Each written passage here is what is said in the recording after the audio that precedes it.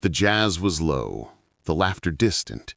She sat alone beneath the amber light of the bar's corner, tracing circles around the rim of her glass like she was trying to draw herself invisible. Across the room, a man who owned half of Newark and had bled for the other half watched her like a man starving for peace. In 1 hour, their lives would collide over a single whisper that would sound like a lie. Pretend you're mine tonight.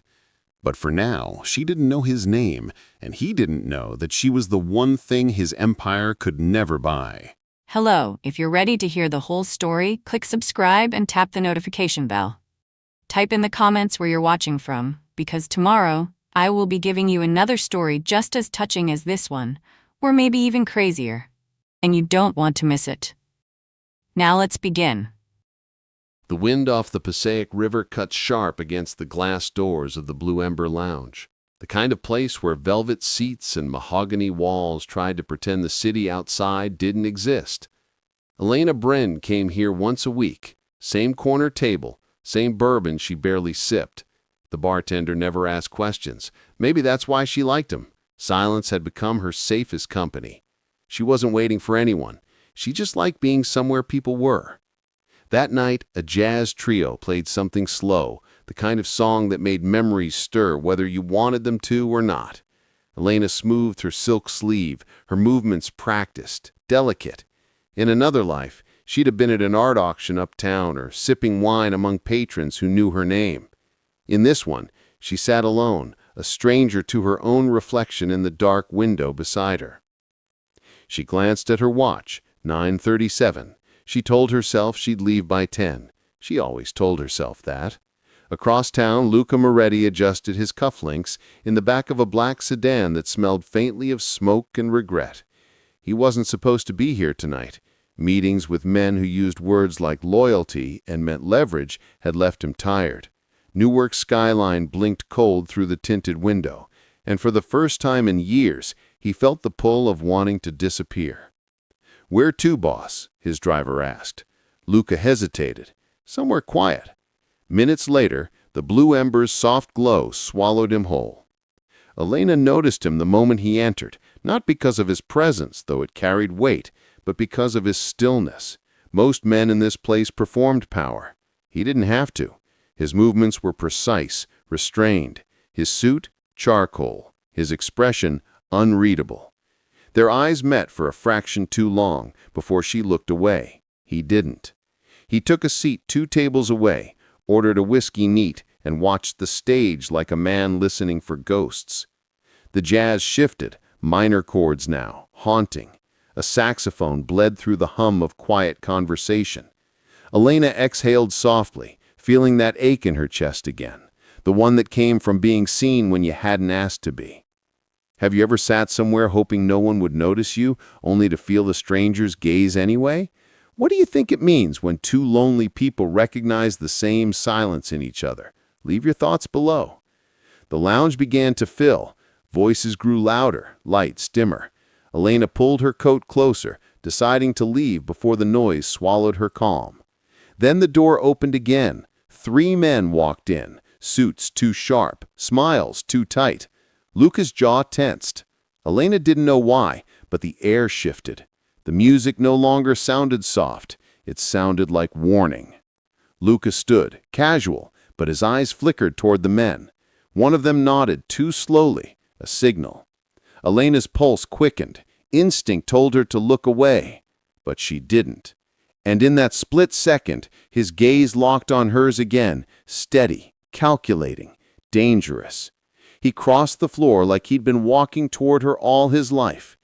"Elena, right?" His voice was low, composed. She froze.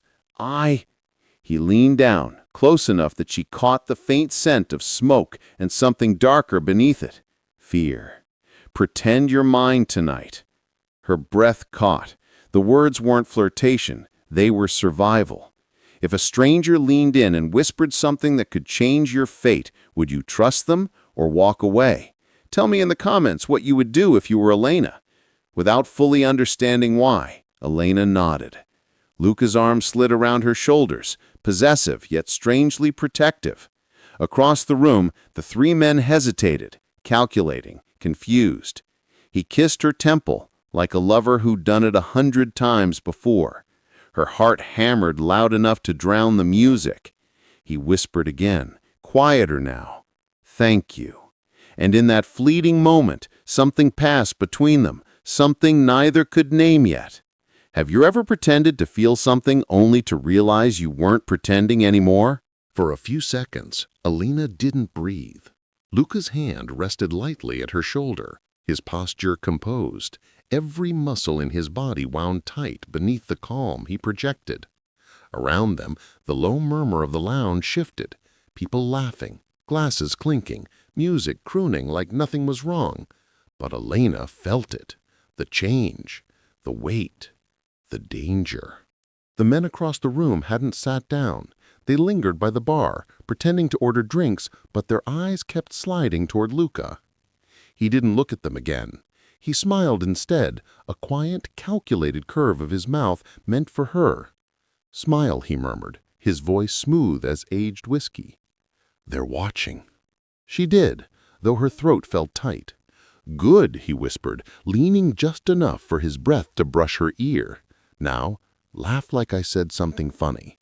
"What?" "Please." There was a plea buried under that single word she didn't expect from a man who looked like he commanded everything around him. She laughed, soft but believable. His hand tightened slightly in approval. The three men watched for a moment longer, then one of them muttered something to the bartender and moved toward the exit. The other two followed, shoulders tense beneath tailored suits. Alina's body sagged the moment the door shut. Luca didn't release her immediately. His arm lingered, his gaze tracking the men through the window until their silhouettes disappeared into the streetlight's haze. Only then did he exhale, a slow release of tension that made him look human for the first time. She turned to him, pulse still unsteady. "What was that?" she whispered.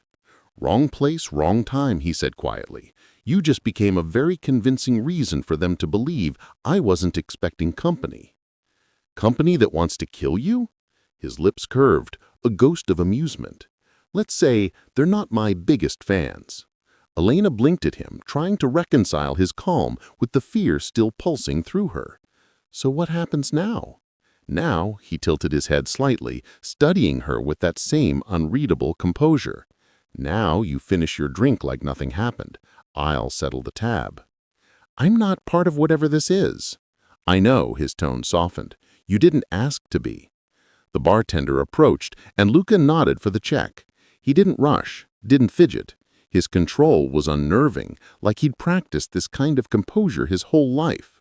When the bill arrived, he slid his card across the counter without looking away from her. "You should let me drive you home," he said evenly. "It's not safe tonight." Alina hesitated.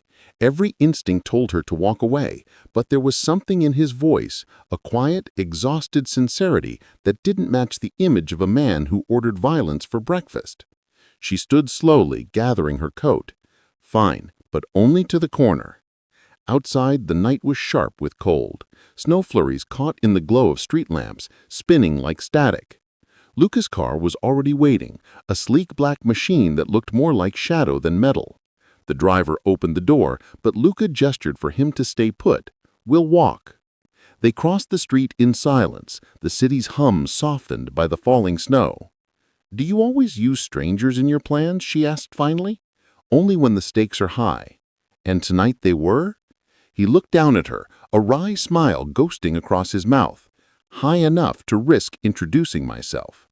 "Luca Moretti," he said, offering his gloved hand. She stared at it for a moment before taking it. "Elena Bryn." His hand was warm. Her pulse wasn't. "Thank you, Elena Bryn," he said softly. "You saved my life tonight." She shook her head. "I just sat there." Sometimes sitting still is braver than running. The words lingered between them, too intimate for two strangers walking through the snow. At the next corner she stopped. "This is far enough." He nodded but didn't move. "I'll have someone keep an eye on your place tonight, just until—" "No," her tone was sharper than she meant. "You don't get to send men to watch me. I'm not part of your world." His jaw tightened, but he inclined his head. "Then I'll trust you'll lock your doors."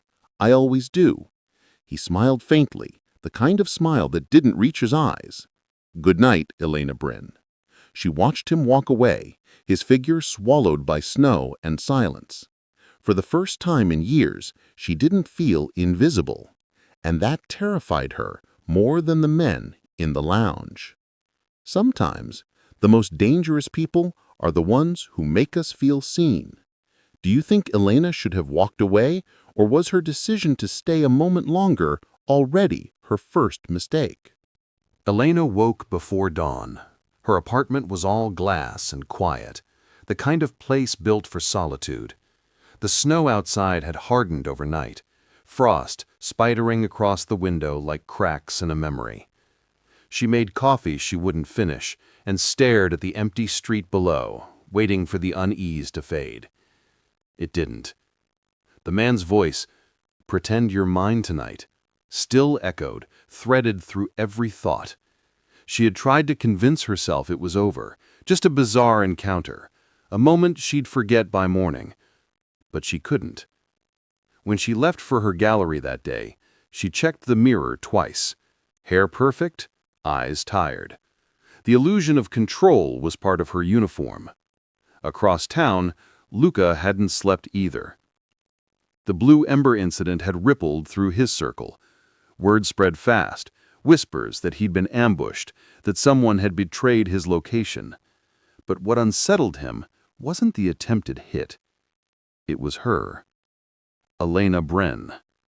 He remembered the steadiness of her gaze, the hesitation before she smiled, the tremor she tried to hide.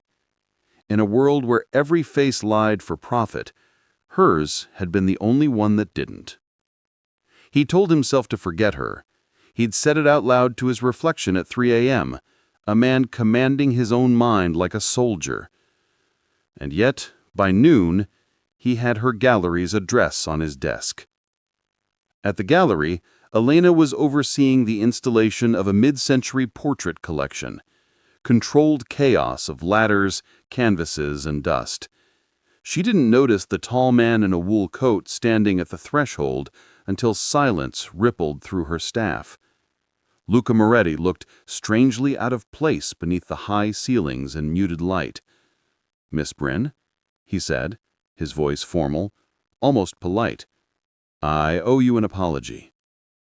Her throat tightened. For what? Almost getting me shot, or pretending it was a date? Something like amusement flickered in his eyes. Both, I suppose. "You shouldn't be here." "I agree," he said softly, stepping closer. "But I couldn't leave last night like that." "You mean alive?" He almost smiled. "That too." His tone was disarming, neither defensive nor charming, just honest. She hated that. Honest men were dangerous. They made you want to believe them. "Look," she said, lowering her voice, "whatever you're mixed up in, I don't want part of it. I've worked too hard to keep my life quiet. I'm not asking you to be part of it." He looked at the painting nearest him, a woman in oil, eyes downcast. "I just came to say thank you." "And you couldn't have sent flowers like a normal person?" "I don't do normal well," he admitted. Something in his self-deprecating tone broke through her irritation. Against her better judgment, she found herself asking, "Do you ever want to?" He looked at her then. Really looked, and she wished she hadn't asked. "I used to. Then I learned normal is just another lie people tell to feel safe." A delivery truck honked outside. The spell broke. She stepped back, exhaling. "If you're finished redefining philosophy, I have work to do." He nodded once, polite again, and turned toward the door. "Then I'll leave you to it." When he reached the exit, he paused. "Elena." She hated the way her name sounded in his voice, like something personal. "If anyone asks, you never saw me." "Gladly." He left, and the cold from the open door lingered even after it shut. Elena stood there for a long time, surrounded by canvases that suddenly felt like mirrors. That evening, as dusk fell, she tried to focus on paperwork, but the city below her windows glowed with distraction. Every sound, a car door, a footstep, made her glance up. At 8:12 p.m., the intercom buzzed. She hesitated before answering. "Miss Bryn," came the concierge's voice. "There's a man downstairs asking to leave something for you." "What man?" "He said you'd understand." Her pulse tightened. "Describe him." "Tall, dark coat, polite." She closed her eyes. Of course. "Tell him no. I'm not accepting deliveries." But by the time she hung up, curiosity was already whispering in her chest. Minutes later, she found the package outside her door. A plain black box with her name handwritten on the lid. Inside, a small framed print of a painting, the same one he'd paused before in her gallery. A note tucked behind it read, "For helping me stay invisible. ... L." She should have thrown it away. Instead, she set it on her desk, next to her coffee cup. Across the city, Luca was sitting in his study, watching rain streak the window. His second-in-command stood in the doorway, hesitant. "Sure it's smart keeping eyes on her?" Luca didn't turn. "We're not watching her." "Boss, she's clean," Luca interrupted. "No ties. She's not part of this." "Then why the protection detail?" He finally looked up, expression unreadable. "Because sometimes the innocent get hit first." Both of them slept little that night. Elena trying not to think of him, Luca trying not to care that he already was. When someone unsettles your peace, but awakens something you didn't know you lost, do you run? Or do you face it? Morning broke gray over Newark. Elena stood in her gallery's office, scanning emails through the blur of too little sleep. The small print Luca had sent still sat on her desk, half hidden beneath invoices. She told herself to return it. Instead, she kept glancing at it like a secret. The doorbell rang before opening hours. She frowned, checking the security feed. A man in a navy coat stood outside, police badge visible. When she buzzed him in, 2 detectives entered, one older, one too casual. The older man spoke first. "Ms. Bryn, Detective Ramos. We're following up on the shooting at the Blue Ember." Elena's pulse skipped. "Shooting?" He nodded. "You were there last night, correct? We've got witnesses." Her mouth dried. Yes, I was, but I didn't see much." The younger detective's eyes narrowed. "You left with Luca Moretti." The name landed heavy between them. "I met him briefly, that's all." Ramos exchanged a look with his partner. "Ms. Bren, Mr. Moretti's name comes up in a lot of unsolved cases. If he contacts you again, call us first, for your safety." They handed her a card, thanked her politely, and left. The moment the door closed, Elena locked it and leaned against the wall, breath shaking. The police knew, which meant someone had talked. Across the river, Luca was in his penthouse boardroom, staring down a betrayal. His consigliere, Matteo, dropped a manila file on the table. "She's in the report now, boss. The cops visited her this morning." Luca's jaw flexed. "Who leaked her name?" "Still digging." He shut the file. "Pull her under protection. Quietly." "Already done. 2 men outside her building." "Not good enough. If they've tagged her to me, she's a target." Matteo hesitated. "Bring her here." Luca's silence was answer enough. That evening, Elena's phone buzzed when she was locking the gallery. Unknown number. "Elena Bryn?" Her hand froze. His voice. "How did you get this?" "Don't hang up. You're being followed." She glanced over her shoulder. A black sedan idled across the street. Her heartbeat jumped. "If this is one of your games—" "It isn't. Get in the car coming towards you now. Silver Audi. My driver. You have 10 seconds. A second car pulled up to the curb. The passenger door opened. Logic screamed no, but instinct, the same one that had made her play along in the lounge, moved her feet. She slid inside. The driver nodded once and accelerated.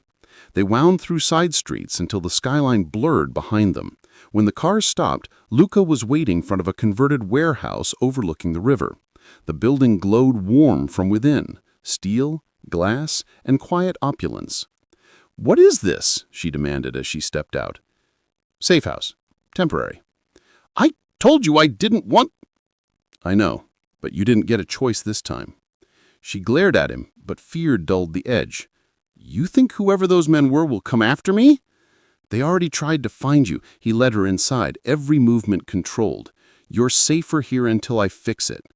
The foyer opened into an expansive loft, art on the walls, soft jazz humming low. She paused. "This doesn't look like a criminal hideout." "I'm not a criminal," he said quietly. "Not anymore." He poured her a drink, handed it over without meeting his eyes. "You can use the guest room. No one will touch you here." She took the glass but didn't sip. "You don't have to play savior." "I'm not. I'm cleaning up my mess."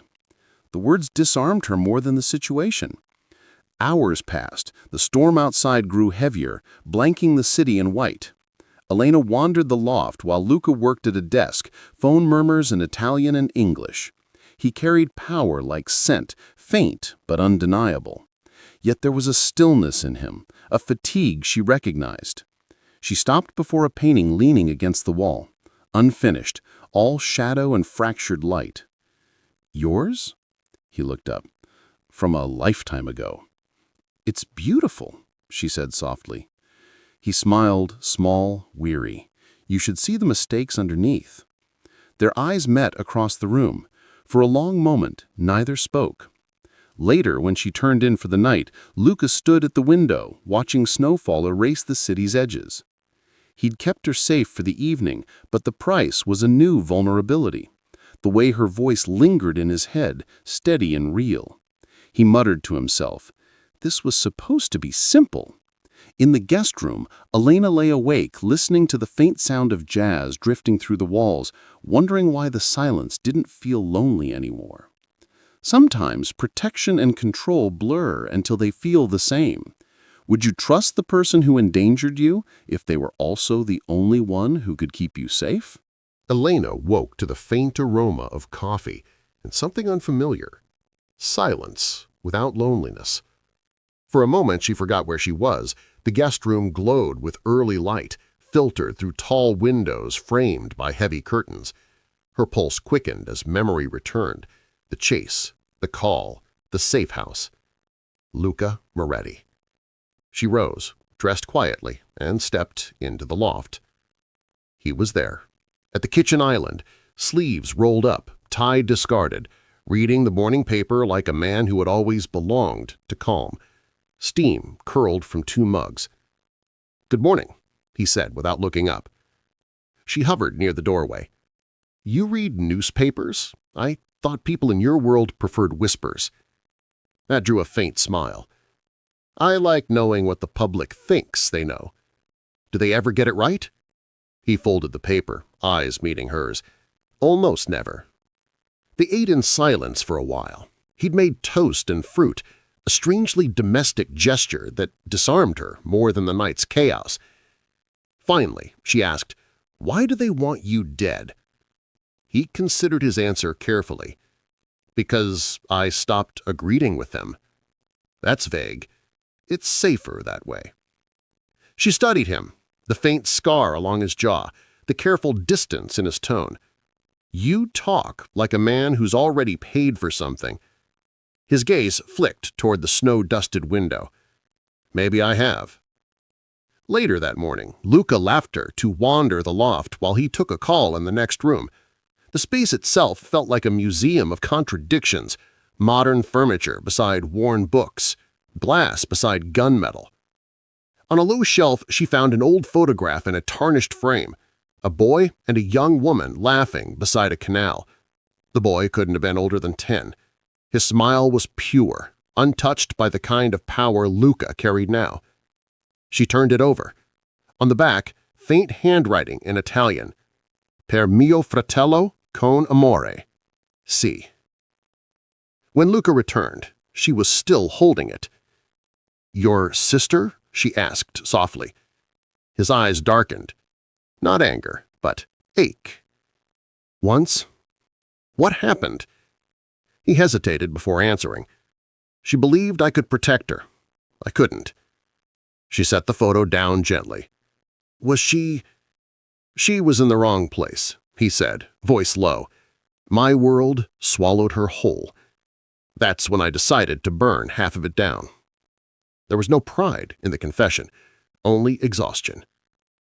Elena's throat tightened. "So that's what last night was about? Revenge?" "No," he said. "Closure. Revenge doesn't end anything." For a moment, the silence between them carried too much weight.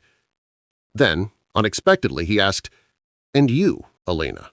What are you running from?" She froze. He tilted his head. "You hide it well, but you wear grief like perfume. Light, constant, familiar." She turned away, forcing a breath. "That's not your business. You made it mine the moment you sat at that bar." Her laugh cracked. "That wasn't a choice. You pulled me into your story."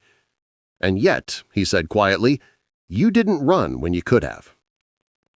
He was right. She hadn't. Something in him mirrored her, the restraint, the need to control chaos by containing emotion. She leaned against the counter, voice soft. "My brother, Daniel, was a journalist, investigative. He dug into a corruption case 3 years ago. Wrong people, wrong night." Luca's gaze sharpened. "He was killed?" She nodded. "And the men responsible? No one ever named them." He looked down at his hands, at the faint scars across his knuckles. "What case?" "City contracts, unreported money through construction fronts." Luca's silence was answer enough. Her heart sunk. "You knew." "I knew of it," he admitted, "but not that it touched him." "Then you understand why I don't trust your protection." "Yes, and he's in—" a genuine regret in the single syllable. "I also understand guilt. It doesn't matter who fired the shot. You still carry the echo." The storm outside deepened, wind pressing against the windows like distant waves. For a long time neither spoke. The air between them was different now. No longer stranger and savior, but two people standing in the debris of their pasts. Finally, he said, "I can find out who killed him." She looked at him sharply. "And do what? Kill them? If that's justice, that's revenge." He stepped closer, voice low. "Sometimes they're the same." "No," she whispered, trembling. "That's the lie that keeps you trapped."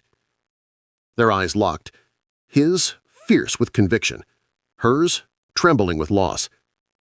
Something shifted then. The air, the distance, the restraint. He reached out, fingers brushing her wrist, barely there. "Then tell me what truth sets you free, Elena." Her breath caught. "Forgiveness." Neither spoke again for a long time. The world outside blurred into white. Later, when she stood by the window, he came to stand beside her, not touching, but close enough that she could feel the warmth of him. "You said you burned half your world down. What happens when the other half burns you?" He glanced at her, quiet, resolute. "Maybe that's what I deserve." She turned to meet his eyes. "Maybe it's what you survived for instead." When two broken pasts meet, can healing come from the very hands that once caused pain? Or are some scars meant to stay open? Snow pressed softly against the glass all morning, muting the world outside. Inside the loft, warmth gathered from the slow burn of the fireplace and the scent of coffee that had become their shared language. Elena sat cross-legged on the rug, sketchbook open, pencil moving without aim. She wasn't drawing for display, just breathing in graphite and quiet. Luca watched from the armchair nearby, sleeves rolled, a folder half forgotten on his lap. "You draw like someone trying to remember something," he said finally. She didn't look up. "Maybe I am." "What?" "Peace." He smiled faintly. "I used to think peace was earned. Turns out it's borrowed, until someone takes it back." She met his eyes then, seeing a tenderness there that didn't belong to a man who commanded fear. "You talk like a philosopher hiding in a suit." "I talk like someone who's tired," he admitted, "of pretending control is strength." By noon, they'd settled into a rhythm neither expected. He cooked, simple pasta, basil, olive oil, nothing fancy. She teased him for slicing garlic with precision that bordered on obsession. "You measure everything," she said. "Control keeps people alive. Sometimes it just keeps people alone." The words slipped out before she could soften them. He paused, knife hovering mid-air. "Maybe that's true," he murmured, then finished chopping. They ate at the counter, conversation light, books, music, the art scene. She was surprised he knew painters by name. "My sister painted," he said, almost to himself. "I learned to speak her language to feel close to her." Elena's voice softened. "You still do." He looked at her then, really looked, and for a heartbeat the world shrank to two people and a plate of untouched pasta. That evening the storm worsened. Wind howled through the steel frames, lights flickered once, twice, before steadying. Luca checked the generator automatically, soldiering through habit. When he returned, Elena was standing by the record player, fingers brushing vinyl covers. "Mind if I?" she asked. "Please." She chose a slow jazz record, Chet Baker, trumpet low and aching. The first notes curled through the air like smoke. He leaned against the doorframe, watching her sway slightly, eyes closed. For once she didn't look guarded. "Dance with me," he said quietly. Her eyes opened. "What?" "No one's watching," he added, a hint of humor softening the command. After a moment's hesitation, she took his hand. His touch was warm, careful.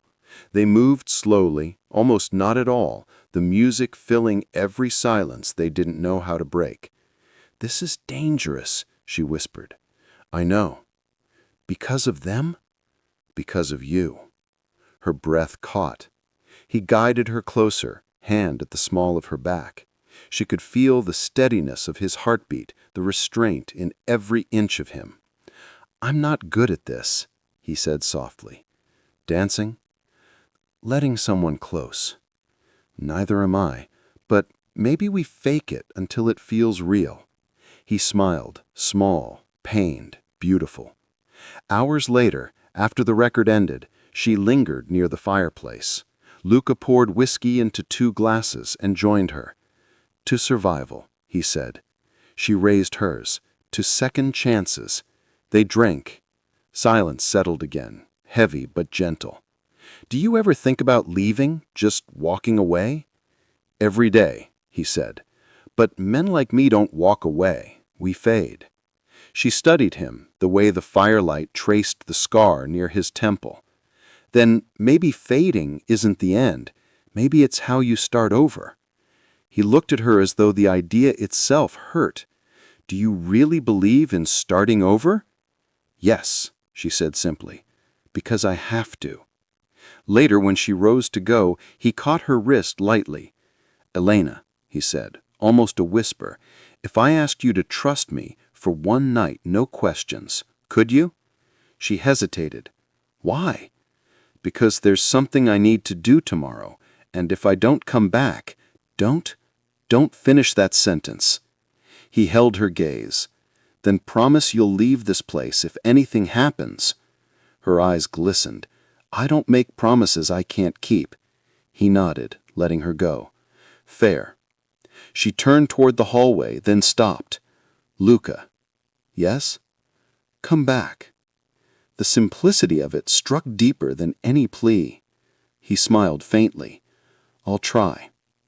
When she finally slept, Luca stayed by the window, watching the city blur beneath snowfall. He wasn't used to quiet nights or hope that looked like warmth on a woman's face. Somewhere in that fragile peace, something inside him shifted. And when he finally closed his eyes on the couch, he dreamed, not of enemies or blood, but of her laughter beside music he couldn't forget. Sometimes the heart heals in stolen hours, not promises. When danger surrounds love, do you hold back to stay safe or step closer before it's gone? The next morning broke in streaks of pewter light. Elena woke to the quiet hum of the heater and the ghost of music still caught in her head. For a moment, she thought Luca was in the kitchen again. He wasn't. His jacket was gone from the chair, the glass by the fireplace still half full. A note waited on the counter in his tight handwriting. "Stay inside today. Doors locked. Don't answer anyone but me." She read it twice. Her stomach tightened, equal parts worry and anger. By noon, the loft felt too still. Snow melted on the windows in slow, nervous lines. She turned on the radio just to fill the air and froze. Police investigation continues after an explosion downtown near the warehouse district. Sources suggest organized crime activity, no confirmed casualties, but Luca Moretti is among those wanted for questioning. Her breath caught. Explosion. Wanted. She grabbed her coat, ignoring the echo of his voice. Stay inside. The gallery's front windows were still covered in frost when she arrived. A police cruiser idled nearby. 2 officers stood out front. "Miss Bryn?" one asked. "Detective Ramos wants a word." He waited inside her office, hat in hand, expression tight. "We spoke last week. I need to ask again. How well do you know Luca Moretti?" Her throat closed. "I don't." He studied her. "He was seen leaving your building this morning. Half his crew's either dead or missing. If you know where he is, now's the time to help yourself." She shook her head. "I can't help you." Ramos sighed. "Then stay clear, Miss Bryn. Whatever charm he sold you, it's counterfeit." When he left, she sat trembling behind her desk, pulse hammering. If Luca had been there this morning, why had he left without a word? Across the river, Luca's car screeched into a derelict parking lot. Matteo waited by the door of a black van, face pale. "It was a setup," Luca snapped. "Who knew the meet location?" "Only us and the buyers. Then we leaked." Matteo swallowed hard. "I swear, boss, I didn't—" A voice from inside the van interrupted, weak but clear. "You're wasting time, Luca." Luca stepped inside. The man tied to the chair looked up, bloodied, defiant. One of his oldest associates. "They came for you," he hissed. "Said you were getting soft. Said you had a weakness." Luca's voice was quiet. What weakness? She, the woman, the gallery girl. Something inside him went cold. Who told them about her? Doesn't matter now. They're already moving. By evening, the safe house windows shuddered in the wind. Elena paced, every creak making her flinch. She tried calling his number. No answer. Then came the knock. "Luca?" Silence. Another knock. Harder. She checked the security camera feed. 2 men in coats she didn't recognize. One of them carried a gun, visible beneath the lapel. Her heart in her throat, she backed away. Her phone vibrated just as the door handle turned. "Luca, get out, now!" The door splintered before she could move. A masked figure shoved through, weapon raised. She ducked behind the counter, crawling toward the rear exit. The sound of a shot ripped the air. Wood splinter, glass shatter. Then another voice shouted outside, deeper, furious. "Luca!" Gunfire. Silence. And when she finally dared to lift her head, he was standing in the doorway, breathing hard, snow and smoke clinging to his coat. "You're bleeding," she gasped. "Not much," he said, though his hand pressed his side. "We have to go." They drove until the skyline disappeared. In the car's dim light, she saw the red blooming beneath his fingers. "Pull over," she said. "We can't. Pull over, Luca." He swerved onto a deserted side road. She tore open the glove compartment, found a small med kit, and pressed gauze to the wound. He hissed, but didn't move. "You promised you'd come back," she whispered. "I did. Barely." He met her eyes, pain and apology merging. "I tried to keep you clear of this." "By lying?" He didn't answer. The silence said enough. She leaned back, shaking. "They came for me because of you." "Yes. And you let them think I was nothing more than cover?" His jaw tightened. "If they thought you meant something, they'd have used you. I was trying to protect you. By making me disposable?" Her voice cracked. He looked away, knuckles white on the steering wheel. "I didn't expect to care." The honesty hurt more than the lie. They stopped at an abandoned service station on the outskirts of town. Snow drummed on the roof. He cleaned his wound in silence while she stood near the door, arms wrapped around herself. Finally, she said, "I can't be part of your war." "I know." "Then why bring me into it?" "Because for one night, you made me forget what it feels like to live in one." Tears burned her eyes, unbidden. "You don't get to make me feel sorry for you. I'm not asking for that." "Then what are you asking for?" He met her gaze, raw, unguarded. "Forgive me for being selfish enough to want you safe, even when I destroy everything I touch." Her voice trembled. "I can't forgive what you won't stop being." The space between them closed, then widened again. Two broken people separated by the things they couldn't undo. She turned away. "Take me back." He nodded once. "As you wish." They drove back in silence. No music, no words, only the storm between them. When they reached the city's edge, she opened the door without looking at him. "Elena!" "Don't," she said. "I can't follow someone who confuses guilt with love." He let her go. For the first time, he didn't try to control it. That night, alone in the empty loft, he poured whiskey and stared at the snow. Her voice echoed in the hollow of his chest. "Maybe fading isn't the end. Maybe it's how you start over." But fading felt like dying. When trust shatters, can love survive what truth destroys, or is breaking apart the only way some souls ever learn what connection meant?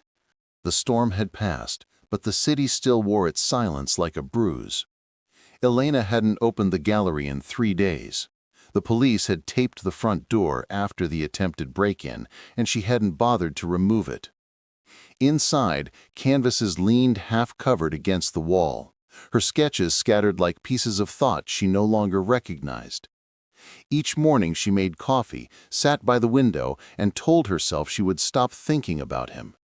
By afternoon she'd find herself watching the street, waiting for a car that never came. Everywhere she looked, his absence lived like dust, light, constant, impossible to sweep away. On the third night, she found the small framed print he'd given her. She held it for a long time, running her fingers over the edge until her eyes blurred. Then she placed it face down. Enough. She had spent years rebuilding after her brother's death, walls, habits, silences. She couldn't let another man's shadow undo that. Still, when sleep finally came, it carried his voice. Because sometimes the innocent get hit first. Across the river, Luca moved through his world like a ghost. The explosion had gutted his organization.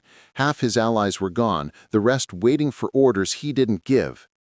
He sat alone in the warehouse office, blood dried on his sleeve, bandage stiff beneath his shirt.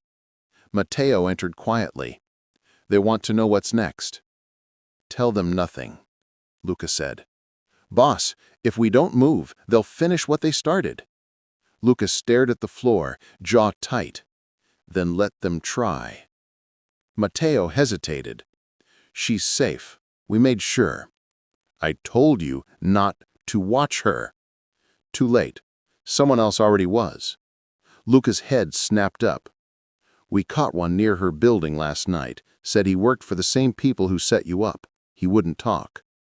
Luca closed his eyes. That means she's still in it.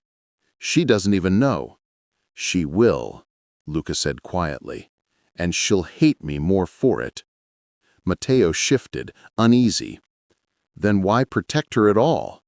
Luca looked out toward the skyline, gray against gray. Because she deserves a life that isn't shaped by men like me. Elena didn't expect the knock. It came just past midnight, 3 short, 2 long. Not the police, not neighbors.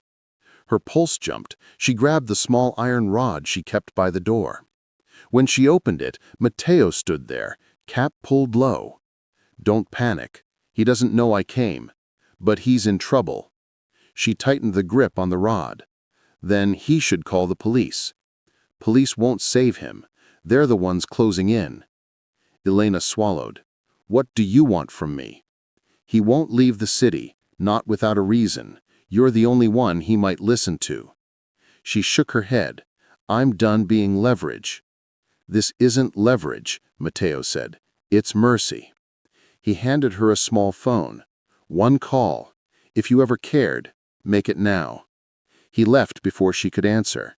For a long time she stood in the dark, the phone heavy in her hand. Pride told her to drop it, but another voice, the quiet, stubborn one that had made her stay that first night, whispered otherwise. She pressed the single contact saved to the screen. He answered on the first ring. Elena. Her name and his voice undid her composure. They said you're being hunted. A beat of silence. You shouldn't have called. Then why did you pick up? He exhaled softly. Because I was hoping you would. Something fragile cracked inside her. You need to leave, Luca. They'll kill you. They can try. Don't do this. You think I deserve to live? I think you deserve a choice, she said. That's what you never give yourself. Another silence, longer this time. Finally he said, Where are you? At the gallery. I'll come. No. But the line had already gone dead. He arrived within the hour, coat dark with melted snow, eyes hollow. She opened the door before he knocked. For a moment neither spoke. Then he said, You shouldn't be near me. Too late. He almost smiled, tired and bitter. They'll be watching. Let them. He took a slow breath. If I leave tonight, they'll come for you tomorrow. Then we both go. He shook his head. That's not your life. She stepped closer, voice trembling. My life ended when my brother did. The rest is just survival. He looked at her, really looked, and for once the mask slipped completely. I don't know how to stop fighting, he whispered. Then learn, she said, with me. The words hit him harder than any bullet. He reached out, hesitant, then touched her face as if memorizing proof she was real. I've destroyed everything I've ever protected. Then stop protecting, she said softly. Start choosing. Outside, sirens echoed faintly in the distance. He turned toward the sound, jaw tightening. They're coming. Then go, she said, though her voice broke. He hesitated. If I walk away now, they'll call it cowardice.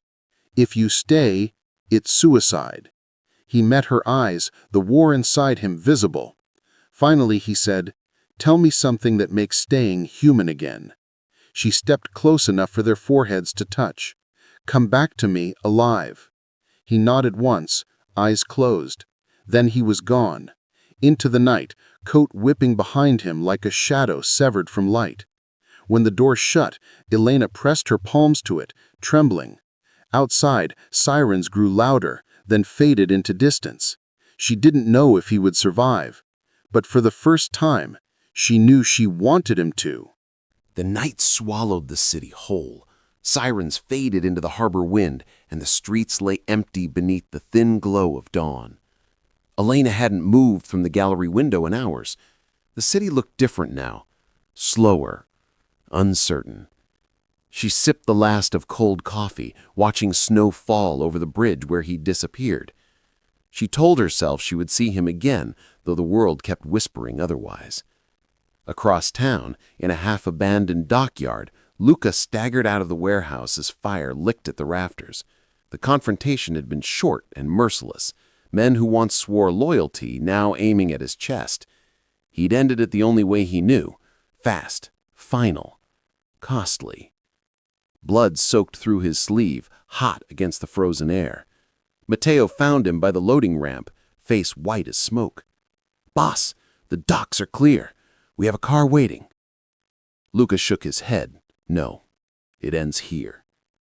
"Don't say that. We can rebuild." "Not this time." He gripped Matteo's shoulder. "Take what's left. Walk away clean." Matteo's throat tightened. "And you?" Luca looked out toward the dark stretch of river. "I'll finish what I started." He limped down to the water, the cold biting through his coat. A flare of light flickered behind him, the warehouse collapsing inward. He thought of Elena then, her trembling defiance, her voice soft but unbreakable. Start choosing. Maybe this was what she meant. He pulled a small burner phone from his pocket, the one she'd used to call him. His thumb hovered over the single number saved there. Then he pressed it. Elena's phone buzzed just before sunrise. She stared at the screen, breath frozen. Unknown number. She whispered, "Luca?" Static crackled, then his voice, faint but alive. "You said to come back." Her knees weakened. "Where are you?" "Pier 47. "I'm coming." She found him sitting on the edge of the dock, coat torn, hands bleeding. The river mist wrapped around him like smoke. For a second, she just looked, unsure if he was real or memory. Then she ran. He turned at the sound of her steps. When she reached him, she dropped to her knees, gripping his shoulders. "You idiot!" she whispered, half sobbing.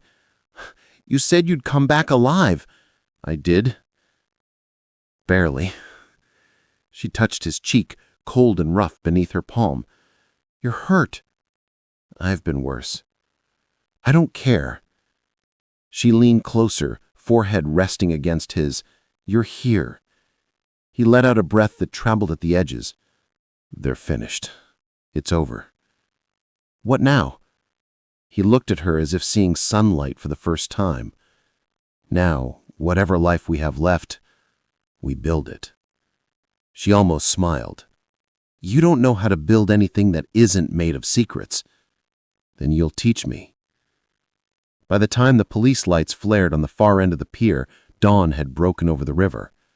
Luca stood, hands raised, his voice calm. "It's all right." Elena caught his arm. "No, don't let them take you." He turned to her, eyes steady. "I'm done running. If I want any chance at something real, it has to start clean." She shook her head, tears spilling. "They'll lock you away." "Maybe, but I'll still find my way back." He pressed something into her hand, a folded note damp from his pocket. "For when it's quiet again." Then he stepped forward. The officers closed in, voices sharp against the wind. Elena stood there, clutching the note, until they drove him away. Weeks passed. The gallery reopened under new light. The newspapers called it the fall of Moretti, complete with headlines of seized assets and anonymous tips. She ignored them all. Each evening she'd read the note he'd given her, the ink blurred but legible. "For years I ruled by fear, thinking it was control. You taught me it was only loneliness. If freedom costs everything, it's still worth it.